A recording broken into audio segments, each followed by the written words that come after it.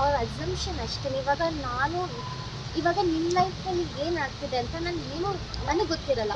ನೀವು ನಿಮ್ಮ ಲೈಫಲ್ಲಿ ಎಷ್ಟು ಕಷ್ಟ ಅನುಭವಿಸಿರ್ತೀರ. ಪ್ರತಿಯೊಬ್ಬರು ಅಷ್ಟೇ ಕೂತ್ಕೊಂಡು ವಿಡಿಯೋ ಮಾಡ್ತಿರೋರಾಗಿರಲಿ ಅಥವಾ ಅವ್ರ ವಿಡಿಯೋ ನೋಡೋರಾಗಿರಲಿ, ಎಲ್ಲರೂ ಅವ್ರ ಲೈಫಲ್ಲಿ ಎಲ್ರಿಗೂ ಕಷ್ಟ ಇರುತ್ತೆ, ಎಲ್ಲರೂ ಸ್ಟ್ರಗಲ್ಸ್ ಮಾಡ್ತಿರ್ತಾರೆ.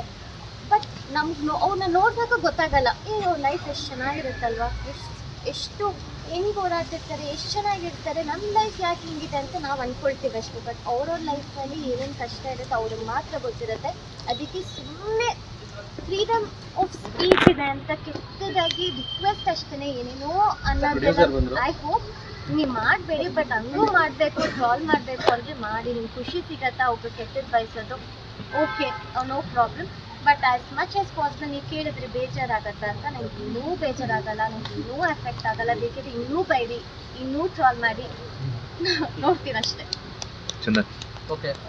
ತಾಜಾ ಸುದ್ದಿಗಳಿಗಾಗಿ ಶೇರ್ ಮಾಡಿ, ಸಬ್ಸ್ಕ್ರೈಬ್ ಮಾಡಿ, ಫಾಲೋ ಮಾಡಿ. AIN ನ್ಯೂಸ್ ಕನ್ನಡ, ವರದಿ ನಮ್ಮದು, ನಿರ್ಧಾರ ನಿಮ್ಮದು.